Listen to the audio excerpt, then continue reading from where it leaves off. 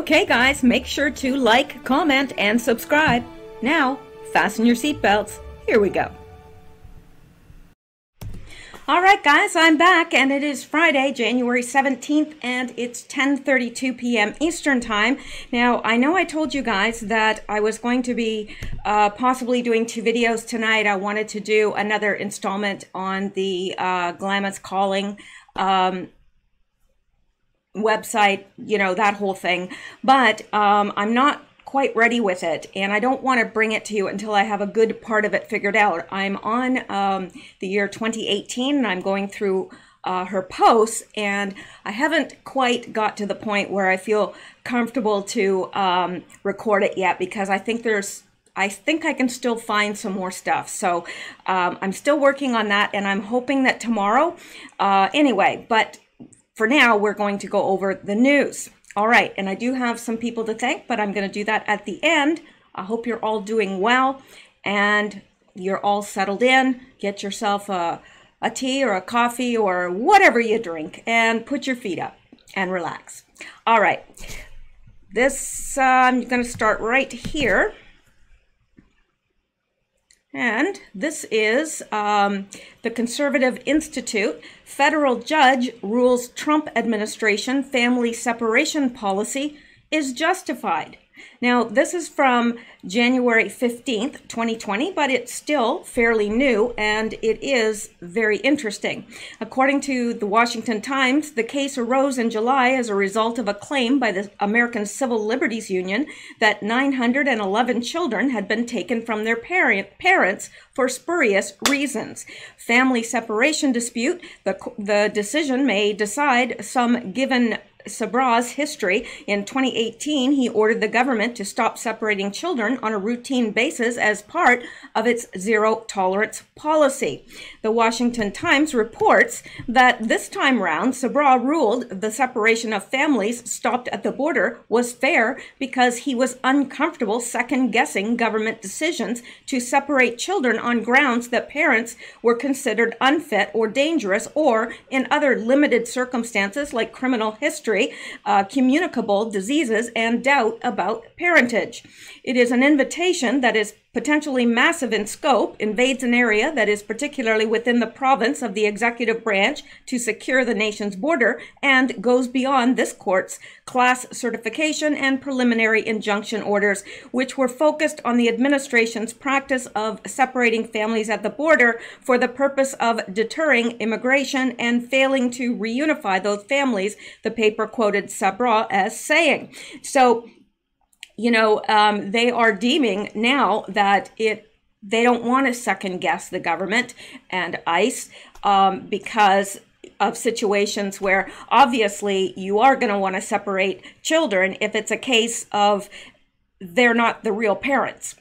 They're, you know, maybe they are smuggling the child over, maybe that they have just borrowed a child or stolen a child because, you know, being a family, it looks a little bit better crossing the border. But there's all sorts of reasons, verifiable reasons and very good reasons to separate families at the border. It doesn't happen to every family. So this is good news. When the president has faced many legal setbacks, while the president has faced many legal setbacks, he's also found success in working to reshape the federal judiciary. By working in conjunction with Senate Majority Leader Mitch McConnell, Trump has managed to get 187 judicial nominees confirmed by the end of last year. In contrast, President Obama was only able to confirm a total of 124 nominees during all 8 years of his presidency. A Washington Post article from December noted that Trump's appointees, I don't know, I'm just reading what I want to be there, I guess, I don't know, now make up 1 in 4 circuit court judges. Trump has also managed to get 2 Supreme Court justices confirmed and has pledged to fill any seats that became vacant between now and the November election. This hasn't gone over well with many on the left. Well, nothing goes over well with the people on the left. They just can't tolerate life in general. Seriously, they go to pieces over nothing. Former Obama attorney and chief counsel for Demand Justice was quoted by Business Insider as complaining that Trump's hijacking of our judiciary will be his most enduring legacy, and it will continue to threaten everything progressives care about after he leaves office. Yeah, well, we don't want anything the progressives are dishing out. Senate Majority Leader Mitch McConnell and Chairman Lindsey Graham have done a phenomenal job filling these vacancies despite continuous efforts to obstruct the process by Senate Democrats and liberal groups like the ABA that pretend to be neutral, Severino told the website. So this is all good news, and we're going to go on. Because there's more. There's always more. Now, this is from an anon, and I don't know who he is because that's why he's an anon. He or she, could be a she. Now, let's read this. AG Barr is under fire because he gained jurisdiction over the impeachment. He has no jurisdiction while it was in the House, and no action to remove the president was taken. Formal action has been taken today.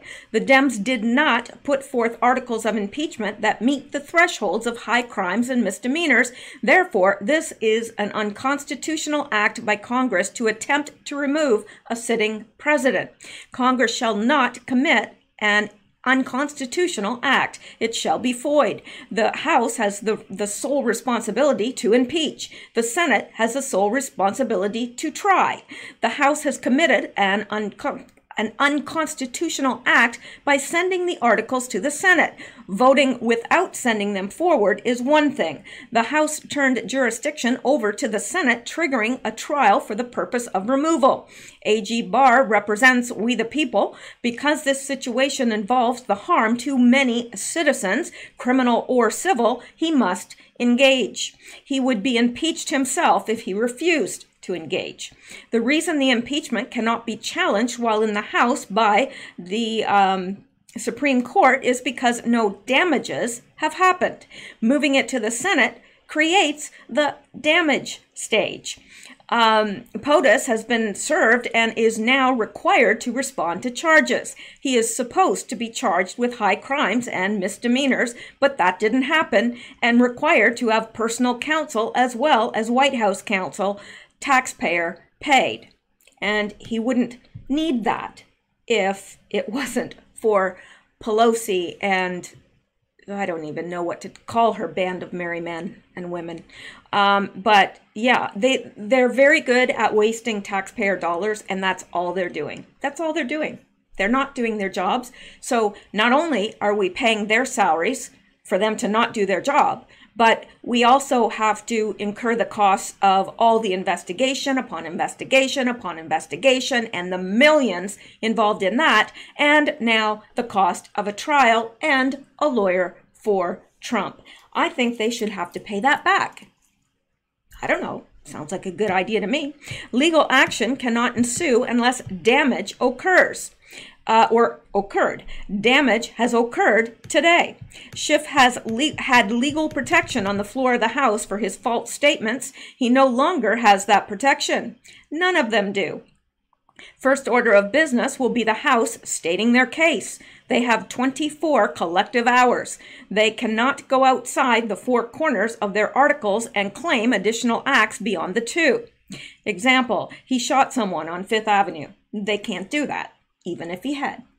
I strayed a bit, but hope you all understand the legal authority Barr has now that a trial has been triggered. Barr has to step in before false legal activity takes place that harms we the people. The Senate cannot march forward with an unconstitutional act, or they themselves are acting unconstitutionally.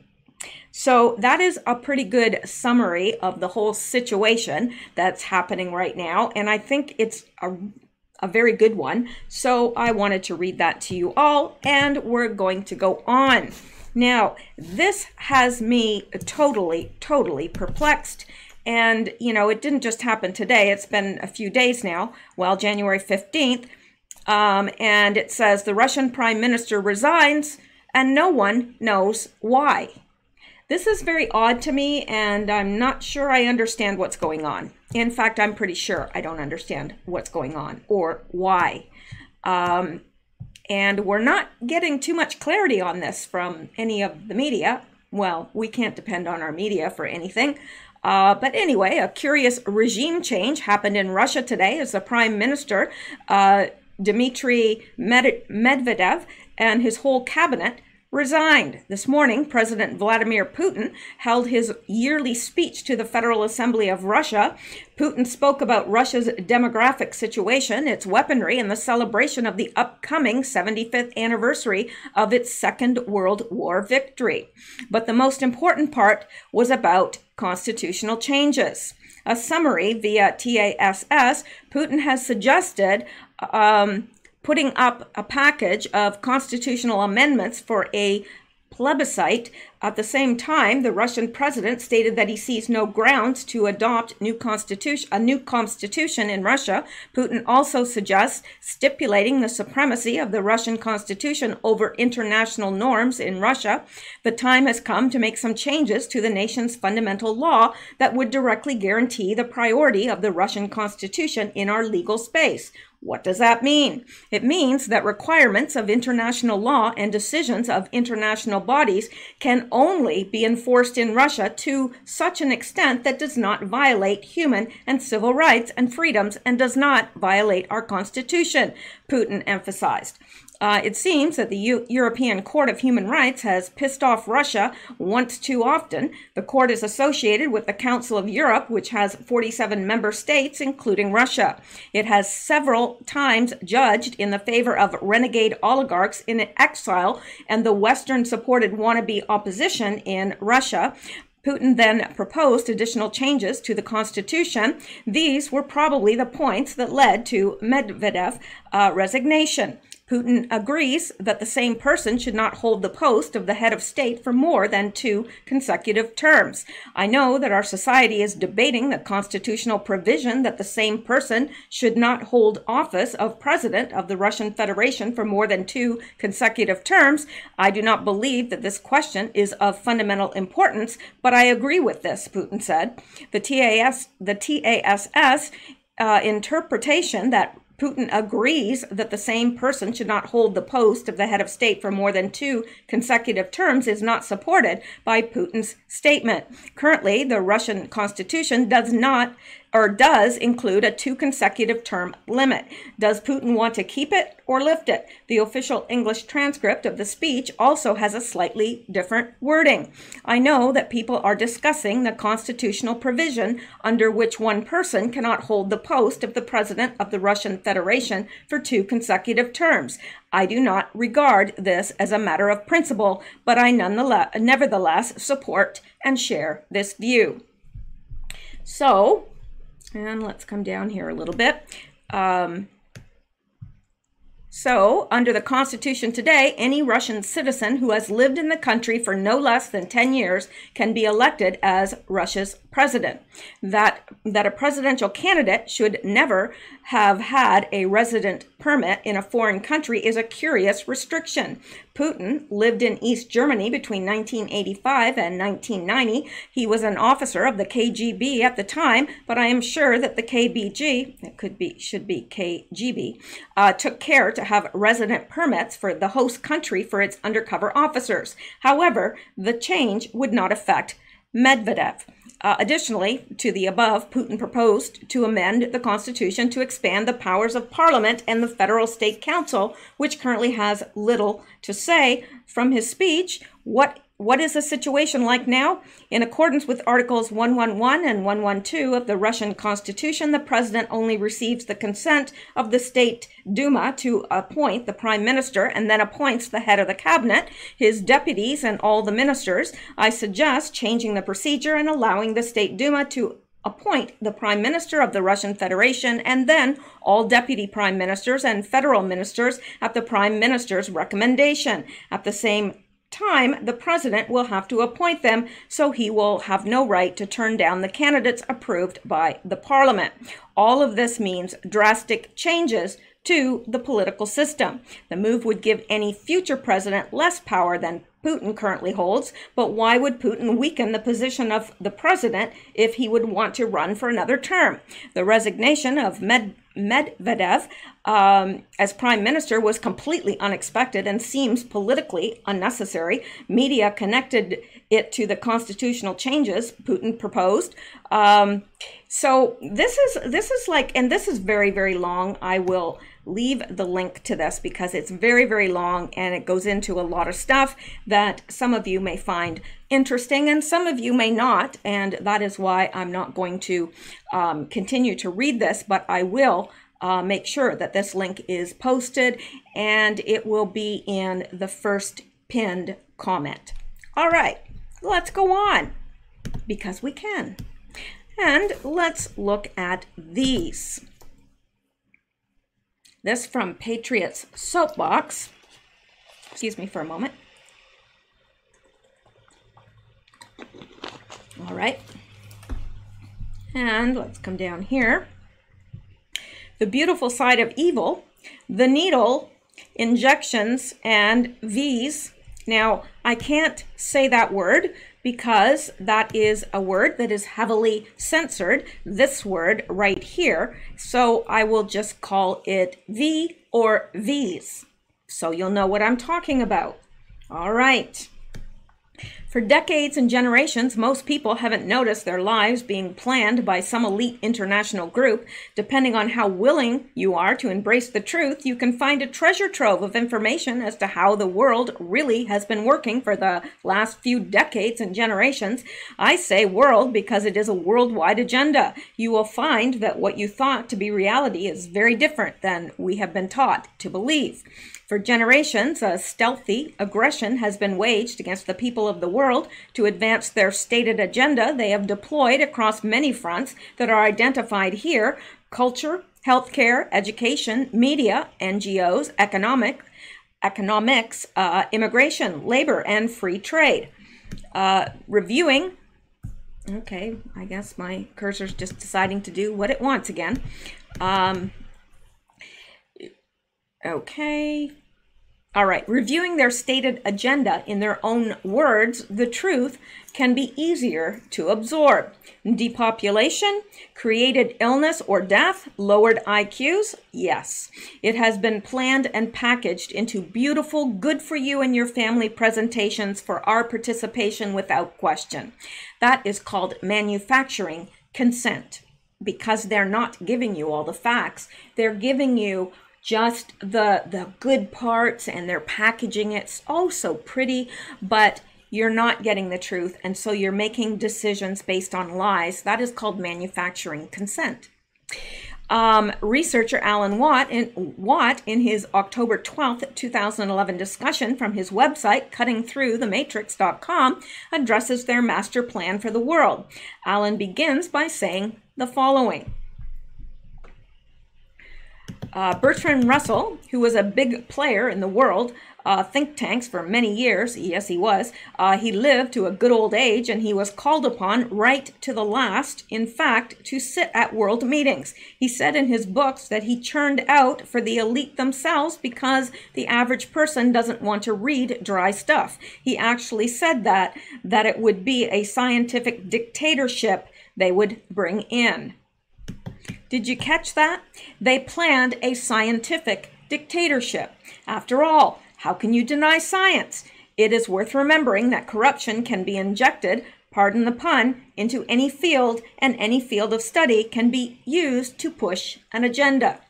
So they confuse the public and baffle them with scientific nonsense, and the public would never know the real reasons or motivations for anything being done.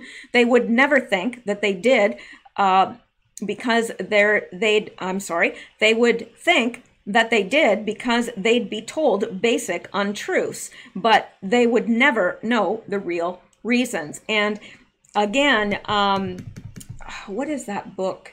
Gosh, I did a huge study on him and read this book, but he talks about manufacturing consent and how, they gain control over us by doing that.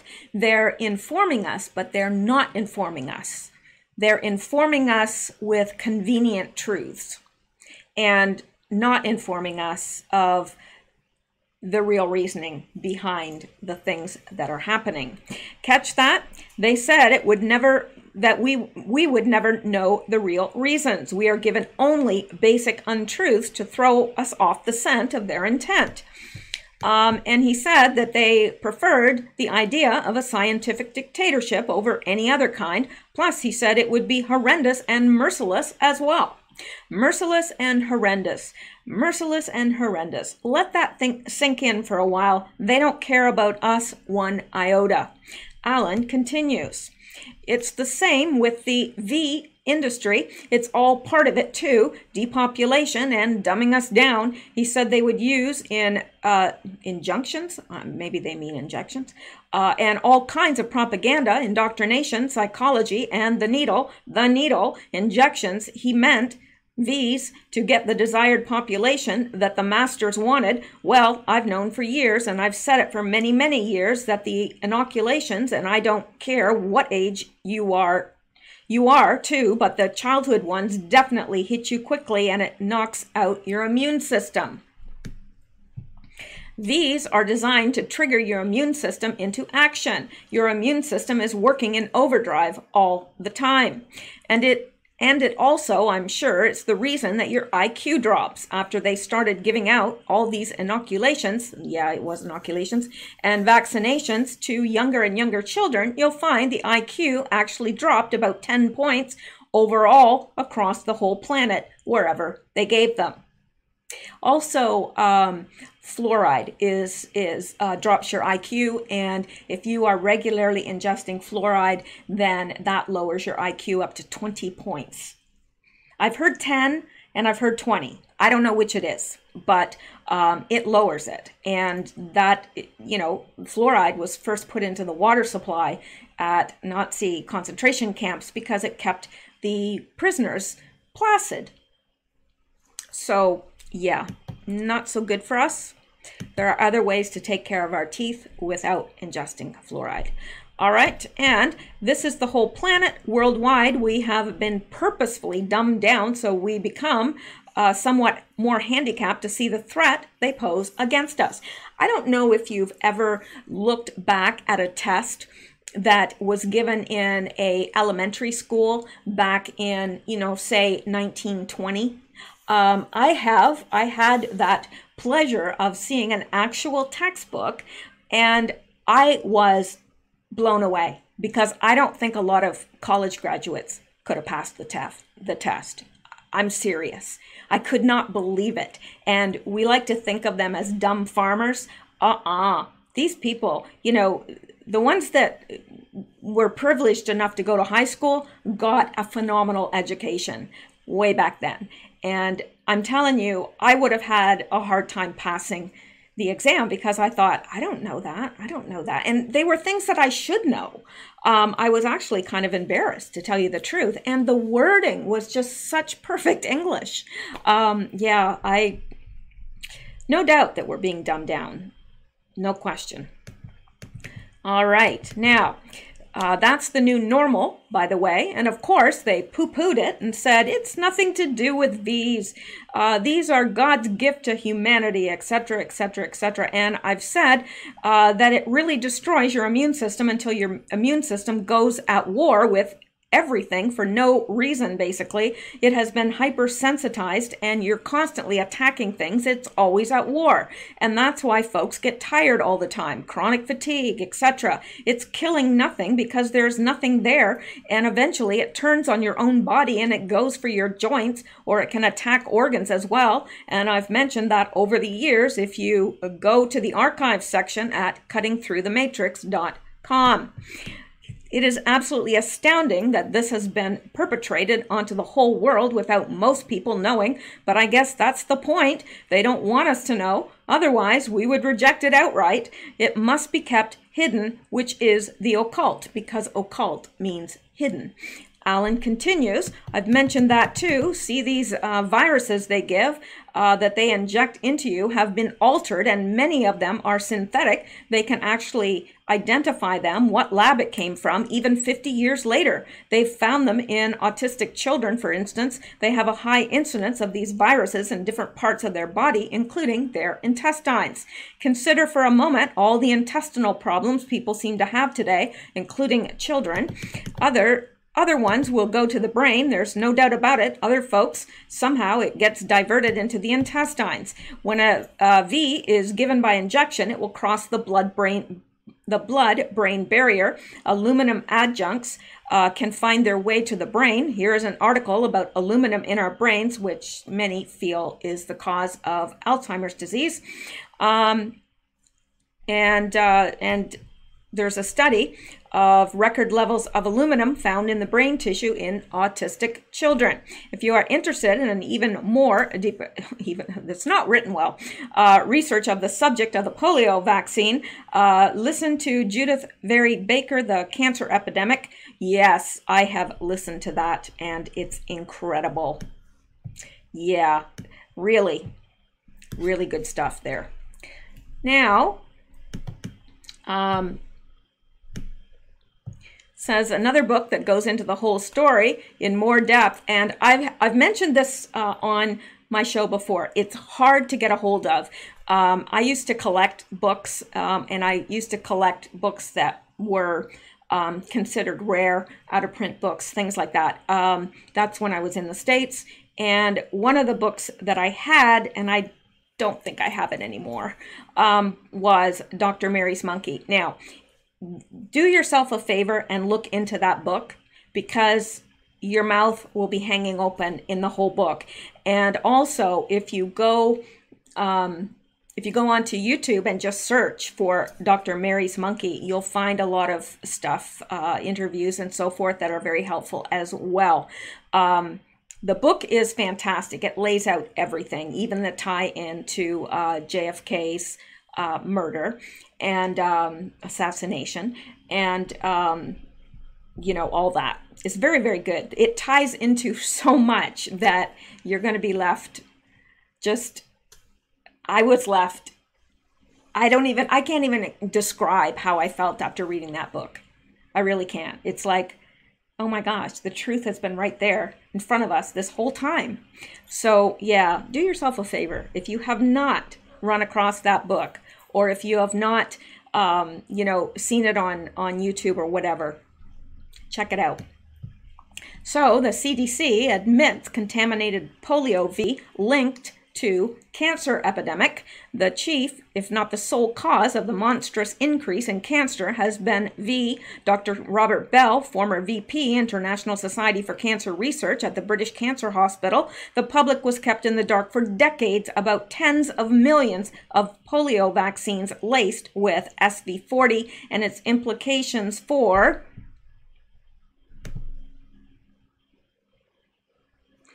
well, I upload all my links to Patreon as soon as I'm finished. So yeah, I would suggest that if you want to look into that, you can follow all these links. Of course, we don't have time to cover everything here, but in April 4th, should be on April 4th, I'm telling you, all of the editors must have died. On April 4th, 2008, an article came out called V-Induced Inflammation Linked to Epidemic of Type 2 Diabetes and Metabolic Syndrome, Japanese and Other Minorities at Increased Risk, from Reuters.com. Part of the article says Baltimore newly published data by Dr. J. Bartholow Klassen in the Open Endocrinology Journal shows a 50% reduction of type 2 diabetes occurred at a time when there is a global epidemic of type 2 diabetes and metabolic syndrome, which includes obesity, altered blood cholesterol levels, high blood pressure, and increased blood glucose readings from insulin resistance. Klassen proposes a new explanation for the epidemic of both insulin-dependent diabetes, which has previously been shown to be caused by V's, and non-insulin dependent diabetes, type 2 diabetes. Upon receipt of these and other strong immune stimulants, some individuals develop a hyperactive immune system, leading to autoimmune destruction of insulin secreting cells. So this is all they're trying to lower the population through a variety of means, diseases, the food we eat, it's full of chemicals and pesticides. They're spraying it over our heads, lots of aluminum and barium in the air. So, it's probably even in our water. That's why I drink distilled water. I don't trust the water here because the cancer rate in this community is astronomical, really, really astronomical. And I don't trust it. I keep thinking it's got to be in the water, because I don't know how else to explain it. Or it's in the soil somewhere, but everyone seems to get cancer around here. Alan says, metabolic syndrome is when your immune system is shot. As I say, it's a war with everything, and when you actually get an infection, a real infection, it's fighting all these non-things, and it can't mobilize to attack the real thing. That's what happens. And plus, you end up with massive allergy syndromes, which almost everyone's got today, myself included. And when I developed that, yeah, I had a set of V's in Canada, but in order to emigrate to the States, I had to see a U.S. immigration doctor to decide whether I was sane. I guess I fooled him. And, whether I had any communicable diseases that would pose any risk to the American population. And part of that was I had to re-get a couple of vaccines. So I had to re-get them. And then when I came back to Canada, I had to be vaccinated again for something, and I can't remember what, but I think that I've had way too many vaccinations. All right, let's go now. And the article says other individuals produce increased cortisol, an immune suppressing hormone, to suppress the vaccine induced inflammation. Alan continues. Now they add all these adjuvants as well to these killer V's they put into you, and what happens then is your cortisone literally will cause even massive more inflammation in an area. I don't know who wrote this. Besides this virus, this is called half-dead virus, supposedly will stimulate the immune system. Supposedly this is how it works. It stimulates the immune system so as it will come in there, and actually your white blood cells will copy or come up with an antidote to whatever. That's how it's really supposed to work. Well, there you go. So yeah, there's lots more here, lots more examples and so forth. And again, that link will be available as well. And let's go back now because there's more. Now, let's find out about the Obama administration that was supposedly, according to Biden, scandal-free. Right. Yesterday, the Government Accountability Office released a report stating that the president had broken the law by withholding aid to Ukraine. The report did not say what laws had been broken, and the timing, the day the Senate opened President Trump's impeachment trial, seems very, very suspicious. Well, good. I thought I was the only one that found that suspicious. Apparently not. While the GOA is theoretically nonpartisan, the agency works for the House, and we know who controls the House. Oddly, the GOA also found that former President Obama violated the law 7 times, yet no impeachment. Weird. Yeah, not so weird. Anyway, here are 7 times the Obama administration was found by the Government Accountability Office to have violated federal law via Breitbart. The Department of Homeland Security, DHS, and the United States Secret Service, USSS, were found to have violated Section 503 of the Consolidated Security Disaster Assistance and Continuing Appropriations Act and the Anti-Deficiency Act in 2009 after the Secret Service reported that it had overspent on candidate protection in 2008 by $5,100,000 and used the money from another program to cover the shortfall. DHS failed to notify Congress 15 days in advance of the reprogramming. Well. The Department of Treasury was found to have violated the Anti-Deficiency Act in 2014 when it used the voluntary services of 4 individuals. Treasury did not appoint any of the individuals to federal employment, nor did any individual qualify as a student who may, under certain circumstances, perform voluntary service. The GAO found, adding that there was no emergency that might have justified using the individuals to perform several months of work without receiving pay. Yeah, and the Department of Defense was found to have violated the Department of Defense Appropriations Act of 2014 and the Anti-Deficiency Act in the infamous Bo-Bergdahl swap when President Barack Obama traded 5 high-level Taliban detainees for a U.S. Army deserter. The administration transferred the 5 Taliban from Guantanamo Bay without notifying relevant congressional committees 30 days in advance, as required by law. Republicans complained, Democrats were silent. Well, aren't they always? The Department of well, not always, but when it's their own, yeah, they're silent. The Department of Housing and Urban Development was found to have violated the Financial Services and General Government Appropriations Act, the Consolidated and Further Continuing Appropriations Act, and the Anti-Deficiency Act in 2014 when the Deputy Secretary of the Department sent an email to friends and colleagues asking them to lobby the Senate in favor of a bill appropriating money to the department and against amendments offered by Republican senators. Yeah, imagine if that had been Trump. Well, he'd be gone by now. The Environmental Protection Agency was found to have violated publicity or propaganda and anti-lobbying provisions in the Financial Services and General Government Appropriations Act and the Department of the Interior, Environment, and Related Agencies Appropriation Act in 2015 by using some of the department's social media accounts in rulemaking for the Waters of the United States, WOTUS, WOTUS regulations, which have since been repealed under the Trump administration. Yeah, because Trump has sense. 2 officials in the Department of Housing and Urban Development were found in 2016 to have violated Section 713 of the Financial Services and General Government Appropriations Act by attempting to prevent a regional director within the agency from being interviewed by the Committee on Oversight and Government Reform. Notably, the GAO reversed its earlier decision that the department's general counsel had not violated the law once it was presented with more evidence.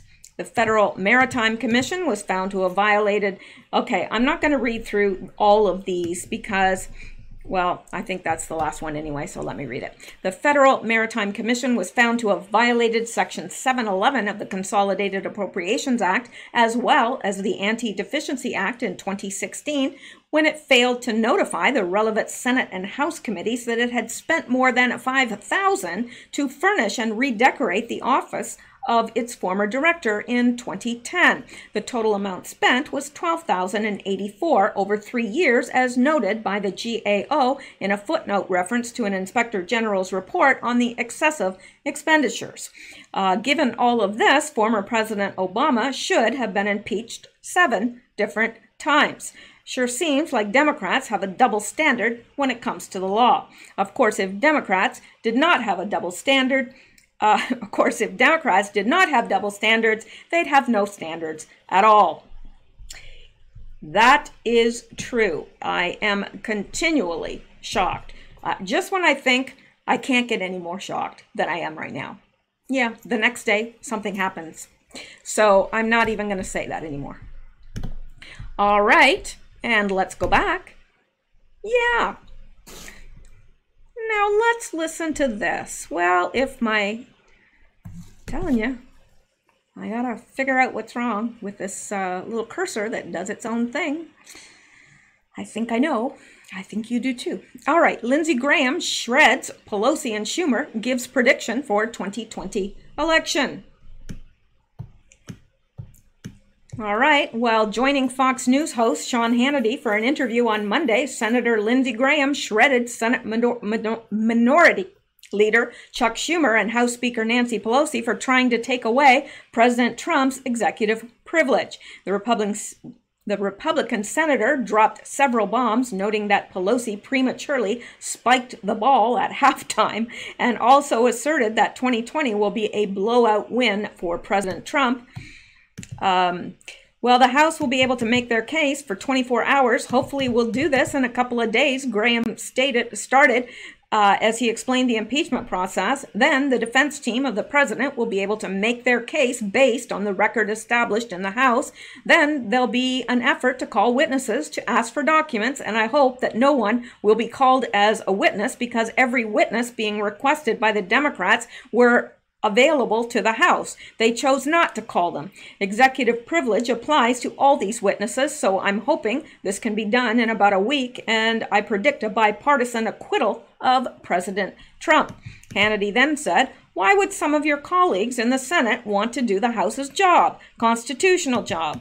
Well, I would tell my colleagues on the Republican side that Chuck Schumer is not seeking the truth, Graham responded. If you think Chuck Schumer is trying to find out what happened here, you're missing a lot. Chuck Schumer is trying to take back the Senate. He's going to make the argument that if you don't call a witness, you're trying to cover up for the president. He continued, "The truth of the matter is that Chuck Schumer is willing to destroy executive privilege. I can only imagine what he would be saying if this was a Democrat president. Who is he asking for? The National Security Advisor to the President, his Chief of Staff, the Secretary of State, and the OMB Director, 4 people essential to any presidency, and he couldn't give a damn if Trump loses executive privilege." Graham added, "They just hate this guy so much, Sean. From the time he got elected to now, it's been an unending effort to destroy his presidency. We lost 5 seats as Republicans when we impeached Clinton. People thought we went too far." The Republican senator finished by giving his prediction for what will happen in the 2020 election. "I think 2020 is going to be a blowout. I think what Nancy Pelosi did to spike the ball at halftime, the score at impeachment is 1-0 us, and they lost 1 Democratic seat by impeaching the president," Graham explained. "By the time the trial's over and we have an election in November, there's going to be a backlash, and let me tell you why. Most Americans jealously guard the right to pick their own leaders. I think they're going to hold it against politicians who try to take that right away. We're going to get the House back. We're going to keep the Senate majority, and President Trump's going to be reelected, and one of the reasons is the way they've conducted themselves." What are your thoughts? Well, I completely agree. I think that they are digging their own grave. And, you know, that whole spectacle with the pens was so over the top. I think it would have to be a very dull person that could not pick up on that, really. So, yeah, they're doing it to themselves. They really are, you know. But I guess it's their only chance of avoiding prosecution themselves. So yeah, they're all in on this. All right, and this, very good news as far as I'm concerned, but then I'm a Christian, so of course I would feel this way. Trump makes aggressive protections for prayer in public school. This afternoon, we are proudly announcing historic steps to protect the First Amendment right to pray in public schools. This is huge, huge, or as President Trump would say, it's huge. It really is, because, yeah, Well, I don't think I have to explain that. President Trump announced today that his administration is taking new steps to reinforce the right to pray in public school. Surrounded by people of various faiths, including Christians, Muslims, and Jews, Trump affirmed an aggressive renewal of guidance given to public schools that is meant to loosen the tight grip around the right to pray for students and school staff. This afternoon, we are proudly announcing historic steps to protect the First Amendment right to pray in public schools. Well, we should have the First Amendment right to pray wherever we wish to pray, really. I mean, well, I guess you can't go into somebody's house unannounced and just start praying. I mean, that would be kind of weird, but you know what I mean. All right, and let's come down here. And that is let's listen to President Trump. Or maybe not. National Religious Freedom Day. We are gathered in the Oval Office for the National Religious Freedom Day, something very important and very special, and special to me and the people that are gathered around me. This afternoon, we're proudly announcing historic steps to protect the First Amendment right to pray in public schools. So you have the right to pray, and that's a very important and powerful right. There's nothing more important than that, I would say. I would agree. All right, so that's a bit of good news. And, you know, these days there doesn't seem to be a lot. So we got to, you know, glom on to the good news when we can. Okay, Steven Crowder responded to the New York Post. And I'm sorry, I had to include this because it made me laugh. I read this. Well, I had read it yesterday, but I read this morning. And I laughed and laughed and laughed and laughed. And that was before coffee even. So, you know it's got to be funny then. But it's so funny because this is the New York Post. ISIS leader dubbed JABBA the Jihadi, captured in Iraq. So this is the guy, like, is there such a thing as being too fat to have jihad? I don't know. But really, I don't think I think the last thing he declared jihad on was probably a double-decker sandwich. I don't know. But Steven Crowder said, that's not what they meant when they said, blow yourself up. It still makes me laugh. I don't know. I don't, like, really, who's this guy going to kill? I mean, he could kill, you know, a good lot of groceries, but, I mean, are you going to fear this guy? Like, he's like, I can hide, but I can't run. You know, really, like I'd be like jogging away from him going, nobody's afraid of this guy. And I don't know if you can see it in this picture, but he has sweat through his clothes and it is disgusting because there's like, it's all wet in here. And then there's places that are dry. Yeah. Ew. Yeah, I'm sure glad that we can't smell through a computer screen because that would be awful. Okay, yeah. Average unemployment rate during the first 3 years of these presidents. This is interesting. Reagan, 9%. Bush Sr., 5.9. Clinton, 6.2. Bush Jr., 5.5. Obama, 9.3. Trump, 3.5. Trump has broken a 50-year low and set record lows for African Americans, Hispanics, and Asians. This is what happens when a businessman runs the show. And I don't know, as far as I'm concerned, he's the best president that the U.S. has ever had. I don't know, because obviously there's some presidents way back that, you know, I'm not familiar with their track record, but it's incredible. And I do attribute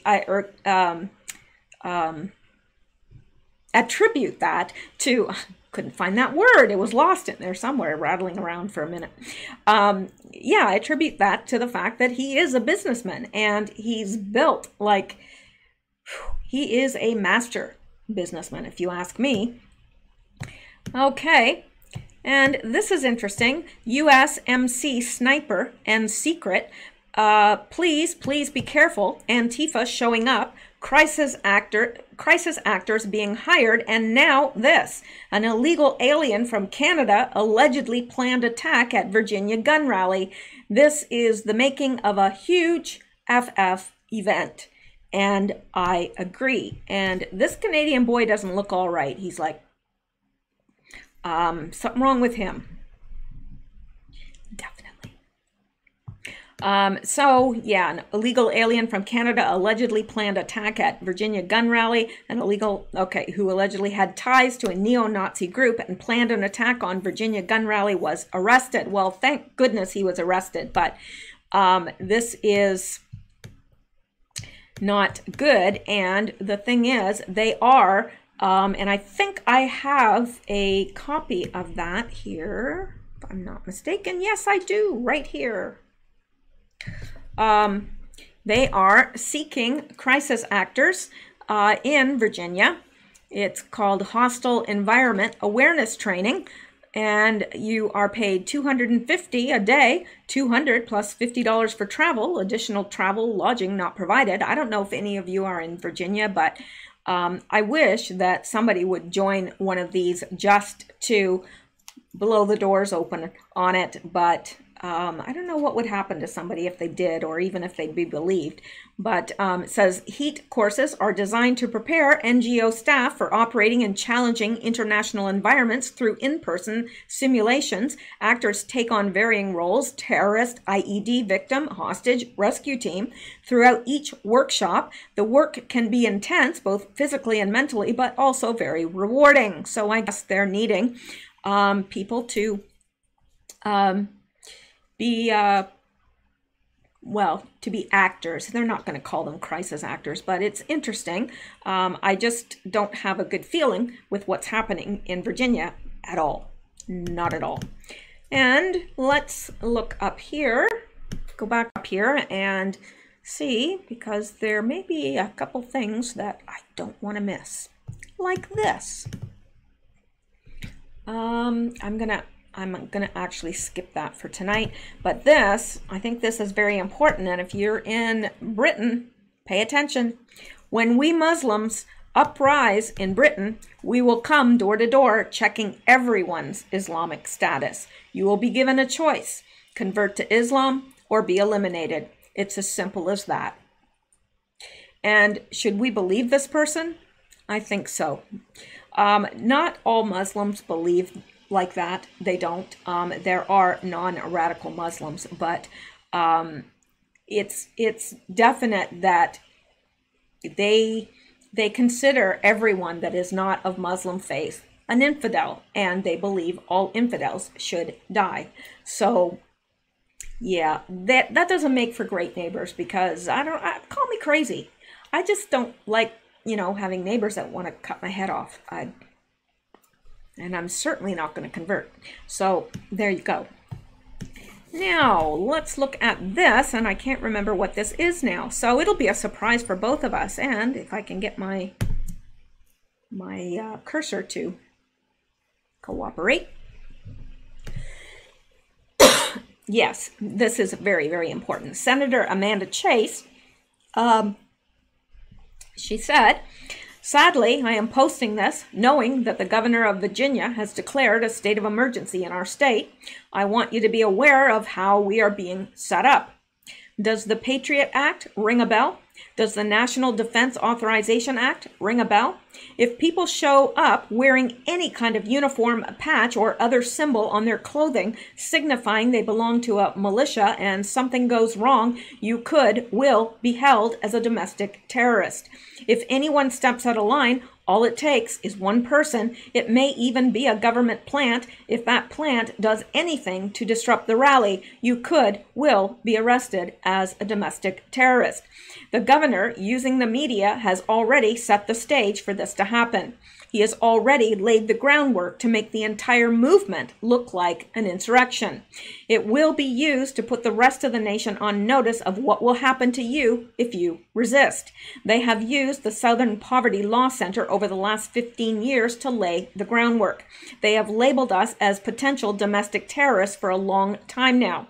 Anyone who was ever related to the 3 percenters, a militia, or just belonged to any patriot group, the groundwork has been laid to brand you as a domestic terrorist. Now, hang on. They have gone out of their way since the Obama years to ensure they had us labeled, but it didn't start with Obama. It started with the Patriot Act under the Bush administration. We are being played by a well-oiled machine. These things have been in the works for many years. They are kicking things into high gear. Military veterans are even listed as potential domestic terrorists. We were told not once, but several times by the current president, it's not me they are after, it's you, the American people. Their actions over the last 3 years have shown you he was right. They are coming after us full speed ahead, and they aren't even trying to hide it anymore. Sic semper tyrannis, keep your head on a swivel and know what's going on around you at all times. At Lobby Day 1/2020, everyone be safe out there, thus always to tyrants. And yeah, this is now she must be, who is she? Well, she's a senator, actually. I had never heard of her before this, but very, very good there. And I happen to feel the exact same. I feel that the people of Virginia and those that attend this are being set up. And I don't know, I don't have a good feeling about it at all, not at all. And the fact that they are hiring crisis actors, that concerns me as well. So I don't know, if you happen to be in Virginia, be careful, be aware. See something, say something, and stay alert, really. Stay safe. So let's go back here. And I love this. I love it. I love it. Breaking. Trump administration announces plans to roll back Michelle Obama's school lunch rules on her birthday. Oh, you gotta love Trump. Really. You gotta. I mean, he's... oh, he just likes to poke that bear, doesn't he? Poke, poke. Yeah, and have you ever seen some of the pictures of Michelle Obama's school lunch? I have, and like they're hysterical, especially people's comments about them. They're hysterical, but they're also very sad because children are stuck eating that. So anyway, there you go. He rolled it back today. I love it. Okay, and we looked at this crisis actors, and this is for this was posted 1/14/20. So, you know, and the location is Amosville, Virginia, near Warrenton, Culpeper. So let me know if you're in that area and you see anything or you've heard anything. Let us know in the comments below, because we are the news now. Not me, all of us. So now let's take a look at this, and that will be it for tonight. But I am going to, as soon as I finish this, I'm going to go back to getting the I guess it'll be the it'll be the fourth, I think. I don't know, I can't keep track of how many I've done now, but it'll be the next installment of the series. So I will be working on that. But first, let's look at this.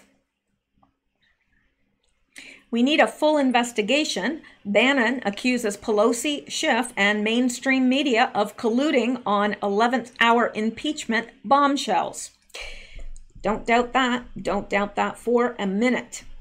Former White House chief strategist Steve Bannon has called for a full investigation into coordination between congressional Democrats and members of the media after articles of impeachment against President Trump appear to have been deliberately slow-walked in order to coincide with 2 bombshell developments in the Ukraine story. Why did they time this? Why did they wait? Asked Fox Business host Trish Regan. First off, Rachel Maddow should be a witness of fact now. She should be brought in, replied Bannon, referring to the seemingly coordinated media blitz surrounding Lev Parnas, an indicted former Rudy Giuliani associate whose undated handwritten notes appear to support the claim that President Trump pressured Ukraine into investigating Joe Biden for corruption. We ought to have all the emails and all the text messages between Nancy Pelosi, Phil Griffin at MSNBC News. We ought to bring the whole thing out. How did this get dropped? Why have they been working on this for so long? How did this just come about at the last second? She admitted she's been working on this for months and that House just got this. The Republicans didn't even see this when the vote went down, said Bannon, adding, this is now a complete farce. I think there was collusion between MSNBC, Rachel Maddow, Lev Parnas attorneys, and the entire process. By Steve Bannon said that. So why did this not come forward earlier? Asked Reagan. You know why? Because they wanted to drop their big reveal. This was going to be such a big bombshell. This is all total hearsay from a guy trying to walk his way into a lesser sentence because he's already indicted. It's so obvious what he's trying to do.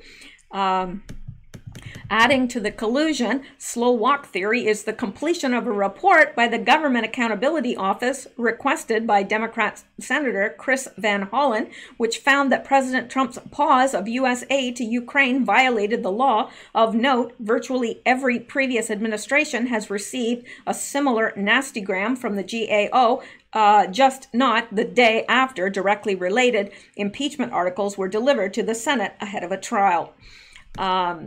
So yeah, that's very interesting, and I don't doubt it at all. I mean, I think when everything comes out, and I think eventually a good portion of it will. I don't think all of it will ever come out, but I think a portion of it will, and I think it will shock the public. Some will choose not to believe it, but I think a good many will. And it's coming. That's what I believe. All right. Now, that is it for tonight. But I do want to thank a few people because it is... you see what's happening with my cursor? It's like unbelievable. It's weird.